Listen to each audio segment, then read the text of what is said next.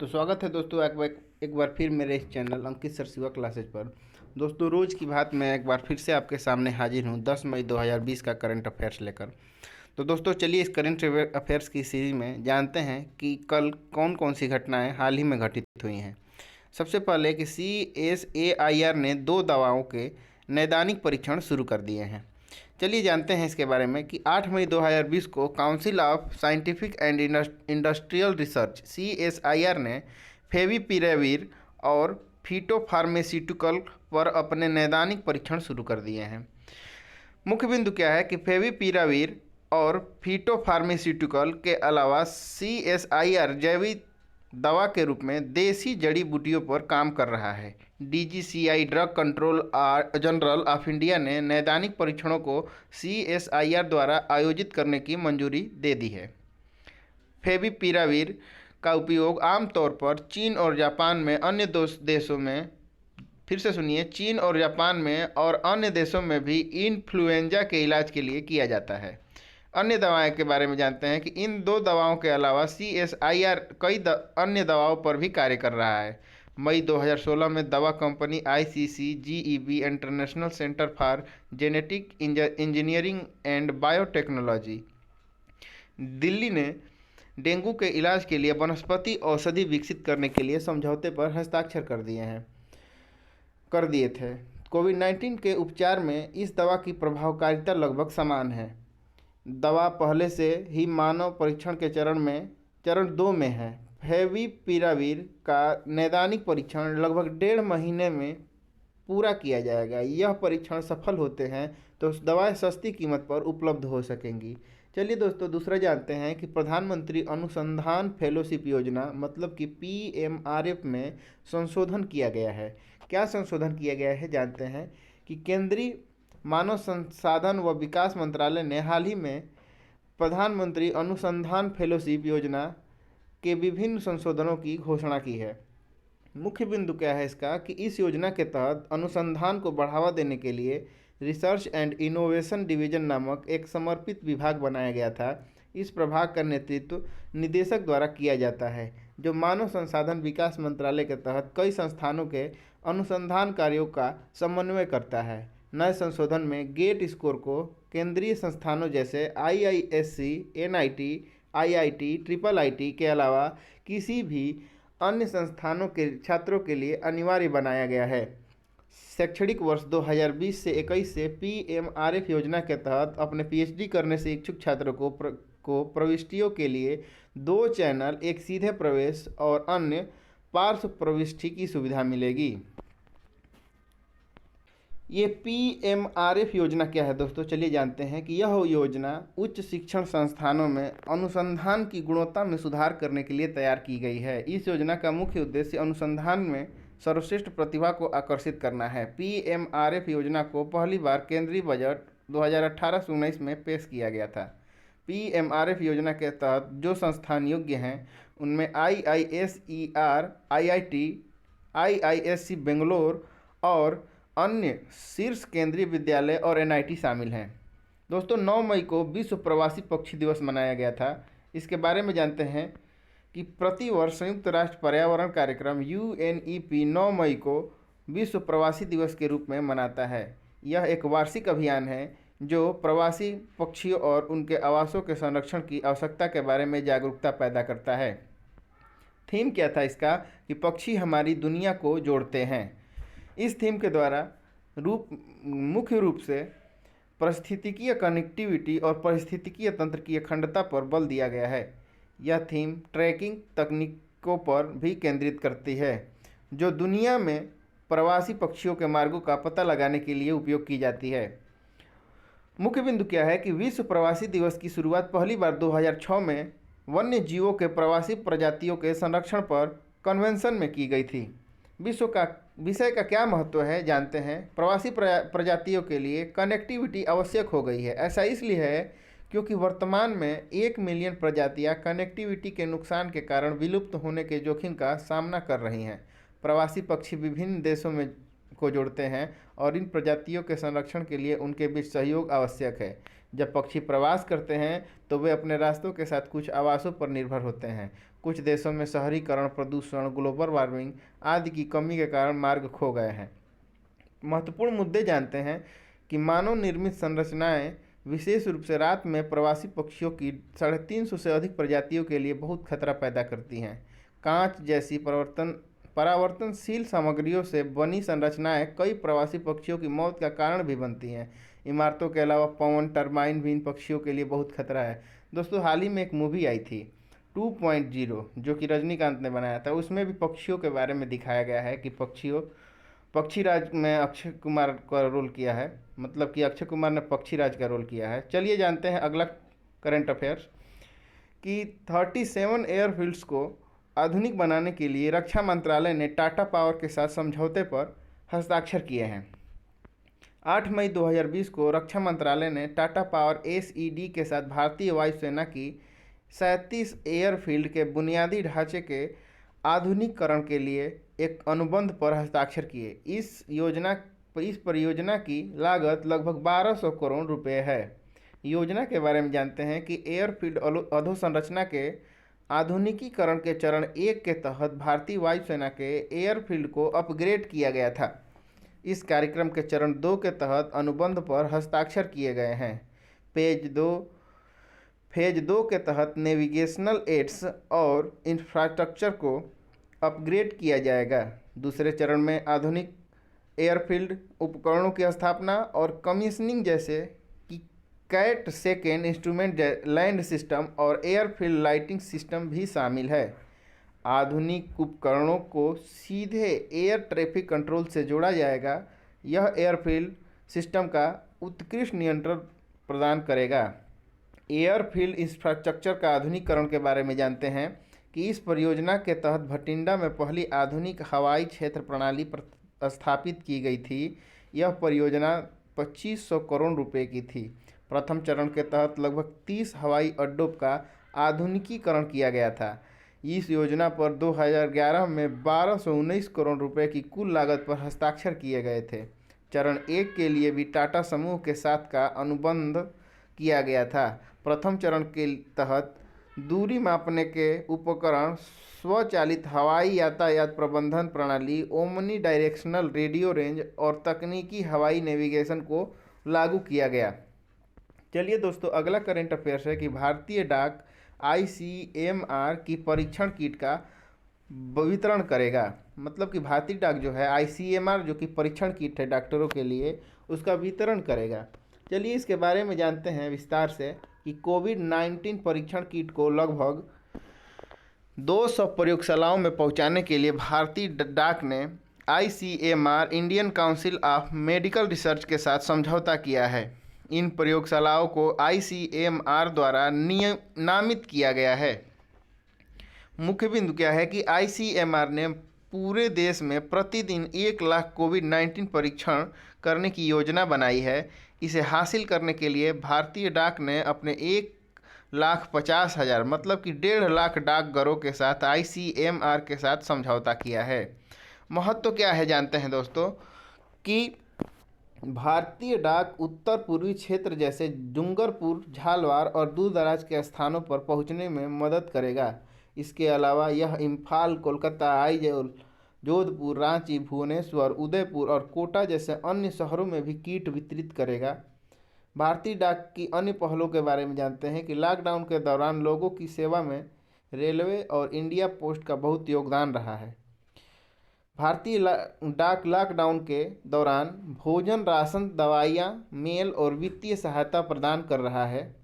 किटों का वितरण जानते हैं। इन किटों को ड्राई आइस की पैकिंग के साथ डिलीवर किया जाता है। ड्राई आइस क्या है कि ड्राई आइस एक शुष्क बर्फ है जो कि कार्बन डाइऑक्साइड का एक ठोस रूप है। इसका उपयोग कूलिंग एजेंट के रूप में किया जाता है। शुष्क बर्फ का लाभ यह है कि इसका तापमान पानी के बर्फ की तुलना में कम होता है। शुष्क बर्फ रंगहीन होती है, इसमें खट्टेपन की गंध होती है।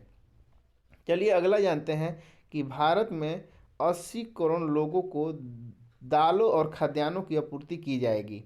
8 मई 2020 को केंद्रीय खाद्य और सार्वजनिक वितरण मंत्री श्री रामविलास पासवान ने घोषणा की कि NAFED मतलब कि national agricultural cooperative marketing federation of India limited 3 महीने के लिए 19.5 करोड़ रुपए से अधिक, रुपए नहीं, 19.5 करोड़ से अधिक घरों में 3 महीने के लिए मुफ्त दाल उपलब्ध करवाएगा। मुख्य बिंदु क्या है इसका कि एक तरफ भारत सरकार पूर्ण पैमाने पर खरीद प्रक्रिया पर कार्य कर रही है और दूसरी तरफ प्रधानमंत्री गरीब कल्याण योजना के तहत खाद्यान्न वितरित किया जा रहा है। एफसीआई, भारतीय खाद्य निगम और NAFED, national agricultural cooperative marketing federation of India limited द्वारा खरीद की जा रही है। इस वर्ष भारतीय खाद्य निगम ने 73.95 लाख मीट्रिक टन खाद्यान्न लोड किया है। इसमें 55.38 लाख टन चावल और 18.57 लाख टन गेहूं शामिल है। वितरण क्या है कि भारत सरकार 3 महीने की अवधि के लिए 19.5 करोड़ लोगों को मुफ्त 1 किलो दाल वितरित करेगी। यह पहली बार है जब सरकार इतने बड़े पैमाने पर ऐसा कार्य कर रही है। इस योजना में लगभग 1.65 नेफेड गोदामों में दालों के स्टॉक का उपयोग किया जाएगा। इस लक्ष्य को प्राप्त करने के लिए लगभग 100 दाल मिलों को काम करना है। अब तक की प्रगति के बारे में जानते हैं कि अब तक 51,105 लाख टन दालों का वितरण किया जा चुका है। इसमें उड़द, होल, तुअर दाल, मूंगपुरी, चना दाल और मसूर दाल शामिल है। चलिए दोस्तों, अगला करंट अफेयर बहुत ही बेहद बेहतर है। जानते हैं इसके बारे में कि सुंदरवन में रॉयल बंगाल टाइगर्स की संख्या बढ़कर 96 हो गई है। ये बहुत ही खुशी की बात है। सुंदरवन डेल्टा जो भारत और बांग्लादेश में फैला हुआ है, विश्व में बाघों का एकमात्र मैग्रोव वन निवास है। पश्चिम बंगाल वन विभाग के नवीनतम अनुमान के अनुसार बाघों की संख्या 2019-20 में 88 से बढ़कर 96 हो गई है। सुंदरवन एक विश्व धरोहर स्थल और रामसर स्थल है। मुख्य बिंदु क्या है इसका कि 2017 में सुंदरवन में रॉयल बंगाल टाइगर्स की कुल संख्या 87 थी। 2018-19 की जनगणना में यह बढ़कर 88 हो गई। संख्या 96 तक पहुंचने के साथ एक बड़ी छलांग लग गई है। वन विभाग के वीडियो फुटेज के अनुसार बाघ स्वस्थ हैं। 4200 वर्ग किलोमीटर में फैल कैमरे लगाए गए हैं। इसमें से 3700 वर्ग किलोमीटर को बाघ क्षेत्र कहा जाता है। IUCN के तहत रॉयल बंगाल टाइगर्स को लुप्त प्राय प्रजातियों के रूप में सूचीबद्ध किया गया है। ये सुंदरवन क्या है कि सुंदरवन सार्वभौमिक मतलब कि यूनिवर्सल महत्व है। सुंदरवन का यूनिवर्सल महत्व है और यह दुनिया में सबसे बड़ा मैंग्रोव वन है। यह विश्व धरोहर स्थलों में से एक है।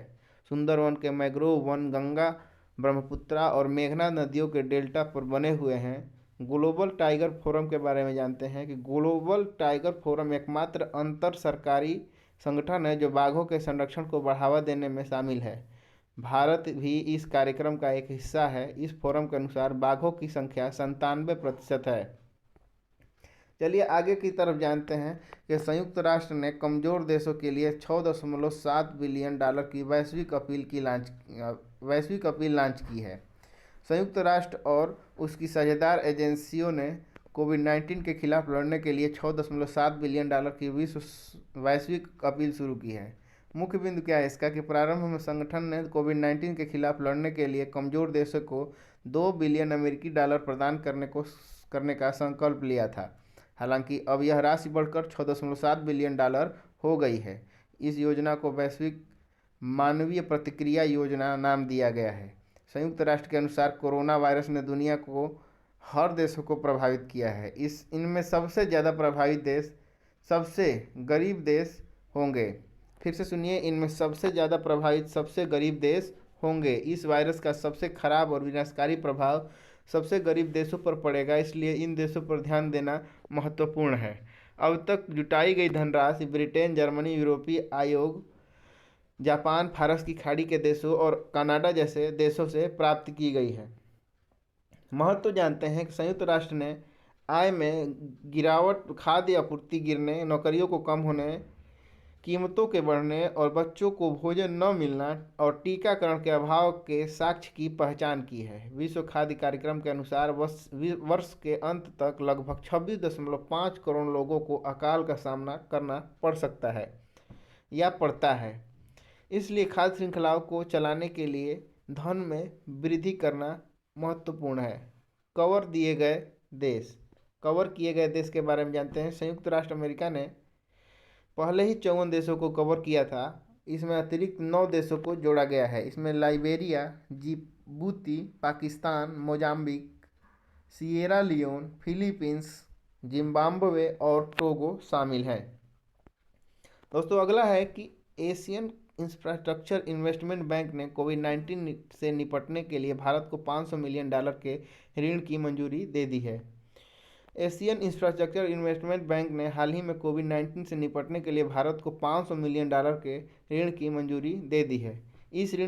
यह ऋण विश्व बैंक द्वारा सह वित्त पोषित है। AIIB ने यह भी रेखांकित किया है कि कोविड-19 रोगियों के प्रभाव उपचार के लिए एक लचीली स्वास्थ्य प्रणाली का निर्माण और इसके प्रसार को रोकना तत्काल प्राथमिकता और पिछले महीने बैंक ने अपनी आरंभिक कोविड-19 क्राइसिस रिकवरी फैसिलिटी को दुगना कर $5 बिलियन को $10 बिलियन कर दिया था। चलिए अब जानते हैं कि एशियन इंफ्रास्ट्रक्चर इन्वेस्टमेंट बैंक क्या है। AIIB कि AIIB चीन द्वारा शुरू किया गया बहुपक्षीय विकास बैंक है, जिसका उद्देश्य एशिया प्रशांत क्षेत्र में आधारभूत संरचना विकास और क्षेत्रीय कनेक्टिविटी परियोजनाओं को वित्त पोषित करना है। यह आधिकारिक तौर पर दिसंबर 2015 में एशिया के सामाजिक और आर्थिक परिणामों में सुधार करने तथा जनवरी 2016 में व्यवसाय के लिए खोले जाने के मिशन के साथ स्थापित किया गया था। इसका मुख्यालय बीजिंग, चीन में स्थित है। इसका लक्ष्य एशिया प्रशांत क्षेत्र में आर्थिक विकास को बढ़ावा देना है, आधारभूत संरचना प्रदान करना है और क्षेत्रीय सहयोग और साझेदारी को बढ़ावा देना भी शामिल है। चलिए दोस्तों अगला है कि भारत का विदेशी मुद्रा भंडार $1.62 बिलियन की वृद्धि के साथ 481.08 अरब डॉलर पर पहुंच गया है। 1 मई 2020 को समाप्त हुए सप्ताह के दौरान भारत का विदेशी मुद्रा भंडार $1.62 बिलियन की वृद्धि के साथ 481.08 अरब डॉलर तक पहुंच गया है। विश्व में सर्वाधिक विदेशी मुद्रा भंडार वाले देशों की सूची में भारत 8वें स्थान पर है। इस सूची में चीन पहले स्थान पर है। विदेशी मुद्रा भंडार के बारे में जानते हैं कि इसे फॉरेक्स रिजर्व या आरक्षित निधियों का भंडार भी कहा जाता है। भुगतान संतुलन में विदेशी मुद्रा भंडारों को आरक्षित परिसंपत्तियां कहा जाता है तथा ये पूंजी खाते में होते हैं। ये किसी देश की अंतर्राष्ट्रीय निवेश स्थिति का एक महत्वपूर्ण भाग है। इसमें केवल विदेशी रुपयों, विदेशी बैंकों की जमाओं, विदेशी ट्रेजरी बिल और अल्पकालिक अथवा दीर्घकालिक सरकारी परिसंपत्तियों को शामिल किया जाना चाहिए, परंतु इसमें विशेष आहरण अधिकारों, सोने के भंडारों और अंतर्राष्ट्रीय मुद्रा कोष की भंडार अवस्थियों को शामिल किया जाता है। इसमें आधिकारिक अंतर्राष्ट्रीय भंडार अथवा अंतर्राष्ट्रीय भंडार की संज्ञा देना अधिक उचित है। 1 मई 2020 को मुद्रा भंडार की स्थिति आप देख सकते हैं। चलिए अब जानते हैं दोस्तों कि आज के मुख्य समाचार 10 मई को प्रतियोगी परीक्षाओं की दृष्टि से क्या है। कि राष्ट्रीय करंट अफेयर्स ये है कि 80 किलोमीटर लंबी धारचूला उत्तराखंड, लिपू लेक चीन सीमा सड़क लिंक क्यूरेटिंग कैलाश मानसरोवर तीर्थ यात्रा समय का उद्घाटन किया गया है। झारखंड ने 1 साल के लिए 11 ब्रांड के पान मसाले का निर्माण, बिक्री और भंडार पर प्रतिबंध लगा दिया है। 1 साल तक झारखंड में पान मसाले और भंडारण इसका नहीं होगा। चलिए आर्थिक करंट अफेयर्स के बारे में जानते हैं कि मूडीज इन्वेस्टर्स सर्विस ने 2020-21 में भारत की आर्थिक वृद्धि के अनुमान को 0% रखा। दूसरा है कि भारत का विदेशी मुद्रा भंडार 1 मई को समाप्त हुए सप्ताह में बढ़कर $481.078 बिलियन पर पहुंच गया है। और तीसरा है कि सरकार ने 2020-21 बाजार ऋण का अनुमान बढ़ाकर 12 लाख करोड़ रुपये किया है। बजट का लक्ष्य 7.8 लाख करोड़ रुपए था। उसके बाद अगला है कि गिफ्ट सिटी इंडिया INX और NSE IFSC ने इंटरनेशनल फाइनेंशियल सर्विसेज सेंटर में 2 एक्सचेंज रुपया USD शेयर अनुबंध में ट्रेडिंग लॉन्च की गई। गिफ्ट सिटी क्या है कि gift international finance tech city इसका फुल फॉर्म है। चलिए जानते हैं कि रक्षा मंत्रालय ने 37 हवाई क्षेत्रों में अधोसंरचना के आधुनिकीकरण के लिए टाटा पावर एसईडी के साथ अनुबंध पर हस्ताक्षर किए हैं। अगला है कि सरकार ने जूट के बैग की कमी के कारण इस खरीद सीजन में बोरियों प्लास्टिकों की थैलियों में अनाज की पैकेजिंग की अनुमति दे दी है। उसके बाद अगला है कि कोविड-19 महामारी से ये न्यूज है कि एशियाई इंफ्रास्ट्रक्चर इन्वेस्टमेंट बैंक एआईआईबी ने भारत के लिए $500 मिलियन का ऋण स्वीकृत कर लिया है, लोन स्वीकृत कर लिया है। अगला है कि गुजरात सरकार ने नई परियोजनाओं के लिए श्रम कानूनों के प्रावधानों में छूट की घोषणा कर दी है। अंतर्राष्ट्रीय करंट अफेयर जानते हैं कि दुनिया भर में फंसे हुए प्रवासी कोविड-19 के जोखिम में प्रवासन के लिए अंतर्राष्ट्रीय संगठन आईओएम के महान निदेशक एंटोनियो विटोरिनो को नियुक्त किया गया है। चलिए आगे जानते हैं कि 8 मई को विश्व रेड क्रॉस दिवस मनाया गया। फिर अगला है कि 8 मई को रेड क्रॉस के संस्थापक और पहले नोबेल शांति पुरस्कार, जो कि मैंने पहले भी बताया था दोस्तों पिछले करंट अफेयर्स में, यदि आपने नहीं देखा है तो जाकर देखिए, 1901 के विजेता हेनरी डुनेंट की जयंती मनाई जाती है। चलिए खेल कूद करंट अफेयर जानते हैं कि कुर्ग कर्नाटक में कोड़ावस हॉकी फेस्टिवल के सह संस्थापक पंडांडा कुटप्पा का 85 वर्ष की आयु में निधन हो गया है। दोस्तों आज ये लास्ट न्यूज है, आपको मैं बता दूं, ये बहुत ही महत्वपूर्ण न्यूज है, हम लोगों को जानना चाहिए इसको। तो सब इस न्यूज इसको जानते हैं कि लॉन्ग मार्च 5B, फिर से सुन लीजिए, लॉन्ग मार्च 5B चीन का नया रॉकेट लॉन्च सफल रहा है। चीन ने एक नया रॉकेट लॉन्च शुरू किया था, उसका सफल हो गया परीक्षण। चीन ने एक अस्थायी अंतरिक्ष स्टेशन संचालित करने के लिए और अंतरिक्ष यात्रियों को चांद पर भेजने के लिए एक नया रॉकेट और एक डीप स्पेस क्राफ्ट लॉन्च किया है। मुख्य बिंदु क्या था इसका कि चीन ने अपने वेनचांग प्रक्षेपण स्थल से लॉन्ग मार्च 5B, इसका नाम आप ठीक से जान लीजिए दोस्तों, इसका नाम है कि लॉन्ग मार्च 5B रॉकेट लॉन्च किया है, जो हैनान द्वीप पर स्थित है। यह रॉकेट एक विशाल वाहन है और इसकी तुलना नासा के डीप स्पेस ओरियन कैप्सूल से की जा रही है। भविष्य में यह रॉकेट 2022 तक अंतरिक्ष यात्रियों को अंतरिक्ष स्टेशन तक ले जाने में चीन की मदद करेगा। यह रॉकेट लॉन्च चीन को तियांगगोंग नामक एक विशाल अंतरिक्ष स्टेशन के निर्माण की योजना में सहायता करेगा।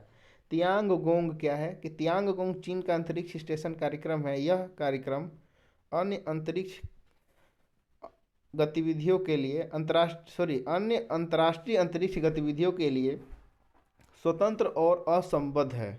2011 में चीन ने अपनी पहली अंतरिक्ष प्रयोगशाला शुरू की, जिसका नाम तियांगगोंग 1 है। बाद में 2016 में दूसरी अंतरिक्ष प्रयोगशाला को तियांगगोंग 2 लॉन्च किया गया। अब जानते हैं अमेरिका और चीन के बारे में कि अमेरिका एकमात्र ऐसा देश है जिसने मनुष्यों को चांद पर भेजा है। दूसरे ओर चीन ने अंतरिक्ष यात्रियों को अंतरिक्ष में पहुंचा दिया है और 2019 में चंद्रमा के सुदूर भाग में एक रोवर को सफलतापूर्वक उतारा था।